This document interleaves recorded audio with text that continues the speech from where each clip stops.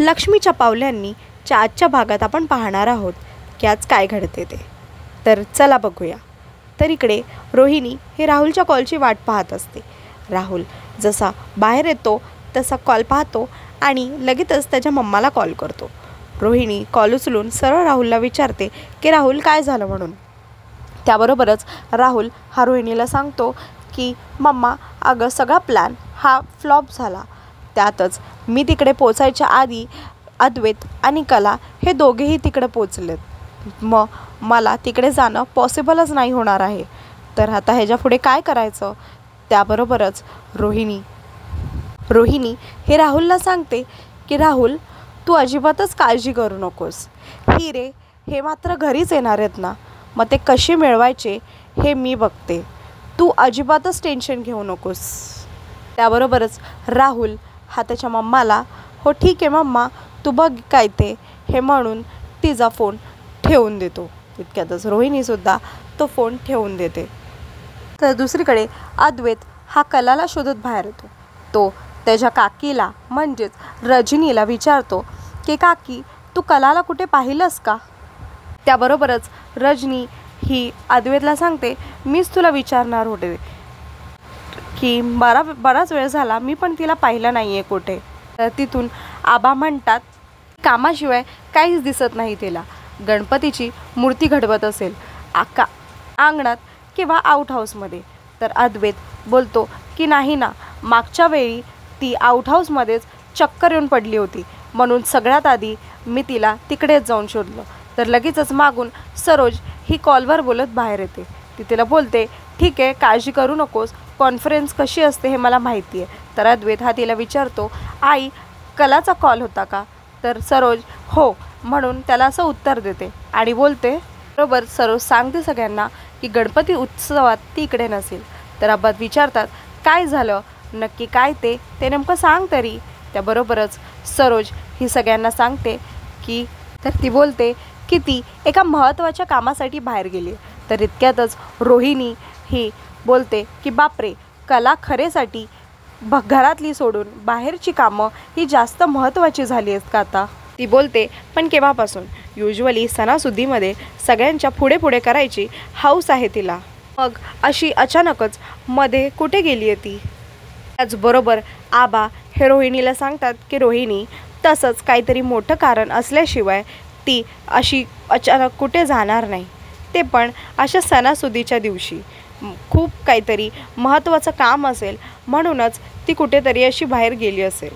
इतक्यातच सरोज ही सगळ्यांना सांगू लागते की झालं असं आबा की आपलं एक खूप मोठं डील असं फायनल होतं आहे आणि त्या डीलवालमध्ये कॉन्फरन्स घडवली आहे. तर त्या कॉन्फरन्समध्ये डिझायनरला तर जायचं आहे म्हणूनच आणि ती कॉन्फरन्स नेमकी दिल्लीमध्ये आहे. मला फोन आला होता आणि लगेचच निघायला लागणार होतं म्हणूनच मी कलाशी सगळ्या गोष्टी डिस्कस केल्या आणि त्यानंतरच मी तिला जायला सांगितलं. त्यावरच अद्वैत हा बोलतो की ह्याला काय अर्थ आहे म्हणून. ह्या गोष्टीला कुठला अर्थच नाही आहे. तिने माझ्याशी काहीच डिस्कस नाही केलं आणि क्लायंटचं पण माझ्यासोबत काहीच डिस्कशन नाही झालं. त्यावर सरोज ही अद्वैतजवळ येते आणि त्याला सांगते की खरं तर अद्वैत मीच तुमच्यापर्यंत हे पोचवलं कारण ह्या सगळ्या गोष्टींवर परत अजून डिस्कशन होते, चर्चा होते आणि ह्याच्यावर वेगवेगळे स्वतःचे मुद्दे मांडले जातात आणि त्यात खूप वेळ निघून जातो. आणि गणपती उत्सव म्हटलं तर की आपल्या भावना या वेगवेगळ्या असतात आणि ह्या सगळ्या गोष्टींमध्ये तिचा पाय घरातून बाहेर निघणं म्हणजे खूप कठीण होतं. त्याबरोबरच अद्वैत हा तिला सांगतो पण आई तिने ॲटलिस्ट मला तरी सांगून जायला लागायला हवं होतं ना. त्याबरोबरच सरोज ही अद्वैतला सांगते की हो कलासुद्धा मला हेच म्हणाली होती पण तिने तुला सांगितलं काय आणि तू तिला सांगितलं काय ह्याच्यावरच तुमच्या गोष्टी थांबतात का. तुमचं साधं बोलणं हे कधी वादावर जाईल आणि तुमचे कधी कचा भांडणं होतील हे कधीच सांगता येत नाही. आणि ह्या गोष्टीसाठी आपल्याकडे एवढा वेळ नव्हता म्हणून मीच तो निर्णय घेतला आणि तिला कॉन्फरन्सला जायला सांगितलं आणि तिला सवड मिळाली तर ती तुला कॉल करेलच. मी तिला सांगितलं तसं की तुला थोडासा तरी वेळ मिळाला तर तू अद्वेला कॉल करून सांग म्हणून. तितक्यातच आबा हे तिथून म्हणतात की घरात सण आहे आणि प्रत्येक सणात उत्साहातून भाग घेणारी कला हीच नाही आहे, तर खूप असं विचित्र वाटतं. सण हा सण वाटत नाही आहे, पण काय करणार, काम ही पहिली गोष्ट आहे. त्याबरोबरच सरोज ही आब्याला सांगते की आबा, मी पण जेव्हा कलाला सांगितलं तेव्हा ती नाहीच म्हणत होती जायला, पण मी तिला सांगितलं की आपल्या घरात अनेक वेगवेगळे जबाबदार व्यक्ती आहेत जी ही जबाबदारी पार पडू शकतात, म्हणून तू तिकडं जायला हवंस. त्याबरोबरच गणपती हे कलेचे देवता आहे. आपण जे काय नामस्मरण करतो, आचरणच करता आला नाही तर त्याचा काय उपयोग आहे. त्यात तिला स्वतःला, आपल्या कंपनीला वाव मिळत असेल तर आपण तिच्या पाठीशी उभं राहून तिला सपोर्ट करायला हवा. आणि तसंही तिथे आपला बाप्पा असेलच तिच्या पाठीशी उभे राहायला. बरोबरच आबा वयमय म्हणून गणपती बाप्पा आणि सगळेच मोरया म्हणून असं म्हणतात. इतक्यातच रजनी ही अनामिकाला सांगते की आता आपल्याला दुपटीने काम करावं लागणार आहे, कारण आता कला नाही आहे, म्हणून सगळं काम कसं एकदम परफेक्ट आणि पटापट झालं पाहिजे. बरोबरच आबा हे अनामिकाची थट्टा करून तिला जमेल नवं असं म्हणून तिला सांगतात. तेव्हाच अनामिका हो जमेल म्हणून असे हसू लागते. बरोबरच आबा सगळ्यांना म्हणतात की कुणी कुणी काय काय करायचं म्हणून हे ठरवू लागा. तर सगळे हे ठरवत असतात. तर इकडे रोहिणी ही स्वतःच्या मनाशीच बोलू लागते. ती स्वतःच्याच मनात बोलते की चला, कला आता घरात नाही आहे, म्हणजे या घरात आता थैमान घालायला मी मोकळी झाले. ती तिच्या मनातच बोलू लागते की वेगवेगळे प्लॅन करूनच हे जे सगळं राज्य आहे मला माझ्या हातात मिळवून घ्यायचं आहे. तर दुसरीकडे अद्वैत हात स्वतःच्या खोलीत विचार करत बसलेला असतो. खरे ही अशी न सांगता अचानक कशी काय गेली. तसंही तिला कोणाला न सांगता जायची सवयच आहे, पण काय करू, कॉल करून तिला बघू का एकदा, पोचली असेल का ती म्हणून विचार करू लागतो. फ्लाईट तर लँड झालं असेल इतक्यात, तर तिला कॉल करून बघतो म्हणून तो तिला कॉल लावायचा प्रयत्न करत असतो. फोन उचल म्हणून तो बोलत असतो. इतक्यात जेव्हा कलाचा फोन कनेक्ट होतो तितक्यातच तो तिला हॅलो खरे म्हणून की तू पोचलीस ना वेळेवर, तिकडे खूप पाऊस आहे का, इकडे खूप पाऊस आहे म्हणून विचारतोय. तुला काही त्रास झाला नाही ना, तू काय खाल्लंस का, ताबडतोब खाऊन घे, कारण नंतर तुला त्रास होईल म्हणून सांगतोय. बरं ऐक, ती दिल्ली आहे, तिकडचे लोक, तिकडचे रस्ते याबद्दल तुला काहीच माहिती नाही आहे, म्हणून जे काय करशील ते तू नीट विचारून कर. आणि त्याबरोबरच तू जेव्हा कधी कॅब बुक करशील तेव्हा मला लोकेशन पाठवायला तू विसरू नकोस. त्यातच तो बोलत बाजूच्या टेबलजवळ येतो आणि फोन खाली करतो आणि स्वतःशीच 2 मिनटं बोलू लागतो आणि बोलतो की मी खूप काळजी घेतोय का हिची, पण काय करू, ही आहेच वेंधळी. त्याबरोबरच परत कॉल कनेक्ट करतो आणि बोलतो की हां आहे, इथेच आहे मी, आणि तिला विचारतो की तुला एक्झॅक्टली परत यायला किती दिवस लागणार आहेत. तेव्हा ती बोलते 4-5 दिवस. तर तो शॉक होतो, 4-5 दिवस. परत तो बोलतो की हो मला माहिती आहे, कॉन्फरन्सबद्दल मला सगळं माहिती आहे, मी काय कॉन्फरन्स ह्याआधी कधी अटेंड नाही केली का, ती कॉन्फरन्स तू पहिल्यांदा अटेंड करतेस, म्हणून तूच एक काम कर, कॉन्फरन्समध्ये तू असल्यामुळे आपल्या दोघांचं एकमेकांची काय कॉन्टॅक्ट होऊ शकणार नाही आहे, म्हणून जेव्हा केव्हा तुला वेळ भेटेल तेव्हा तू मला मेसेज करायला विसरू नकोस, अगदी वेळेवर मला मेसेज करत जा. बरंच ती व्हेन्यूवर पोचली असं ती तिथून सांगते. तो इथून बोलतो की हो तू पोचली आहेस का व्हेन्यूवर, तर ठीक आहे, तू पहिल्यांदाच हे सगळं कॉन्फरन्स वगैरे अटेंड करतेस, म्हणून या सगळ्या गोष्टी तू एन्जॉय कर, नीट फोकस कर आणि मेसेज करायला विसरू नकोस, म्हणून फोन ठेवून देतो. आणि अद्वैत फार टेन्शनमध्ये असतो. अचानकच तो बसलेला असतो, मागून आबा येतात आणि त्याला अद्वैत म्हणून अशी हाक मारतात. तर अद्वैत हा आबांना विचारतो, हा आबा बोला ना, अचानक कसे काय आलात तुम्ही. तर आबा हे अद्वैतला म्हणतात की आता कला नाही आहे तर गणपतीचं पूर्ण करायचं काम हे कोण पूर्ण करणार. तर अद्वैत म्हणतो की हो ती गोष्ट तर आहेच, पण की बघूया की काहीतरी मार्ग निघेल. त्यावर आबा हे अद्वैतला म्हणतात की आता आपण एक काम करूया, ह्यावर्षी आपण जी गणपतीची मूर्ती आहे ती आपण बाहेरूनच मागूया. बोलतात की मागच्या वर्षी मूर्ती ही कलानी स्वतःच्या हाताने घडवली होती. त्यावर अद्वैत असं सांगतो आबांना की आबा ह्यावर्षीसुद्धा मूर्ती ही खरेनी स्वतःच्या हातानेच घडवली आहे. त्यावर आबा म्हणतात पण ती मूर्ती अर्धवट आहे. तर अद्वैत हा विचारात पडतो. तर आबा हे अद्वैतला सांगतात की मूर्ती अर्धवट आहे, त्याबरोबरच त्याच्यावरचं रंगकाम, सगळे चित्रकारी ही सुद्धा अर्धवट आहे. तर अद्वैत हा विचारातच पडतो. बरोबरच आबा हे अद्वैतला सांगतात की अर्धवट पडलेली मूर्ती ही पूर्ण कोण करणार. त्याबरोबरच अद्वैत हा विचार करून आबांना सांगतो की ती अर्धवट राहिलेली मूर्ती ही मी पूर्ण करणार.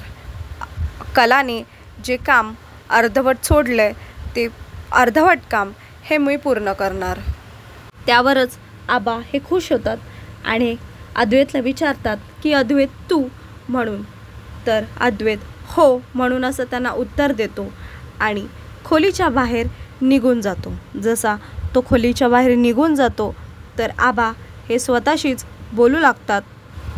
ते स्वतःशीच बोलतात की कलाने अर्धवट ठेवलेलं काम हे अद्वैत पूर्ण करणार. ह्यापेक्षा शुभ काम हे काहीच असू शकत नाही. यापेक्षा मोठी गोष्ट हे काहीच असू शकत नाही. तर दुसरीकडे अद्वैत हा कलाने घडवलेल्या मूर्तीकडे जातो. तो त्या मूर्तीजवळ जातो. त्या मूर्तीजवळ जाता जाता अद्वैत कलासोबत घालवलेले ते सगळे मुमेंट, सगळे विचार त्याच्या मनात येऊ लागतात.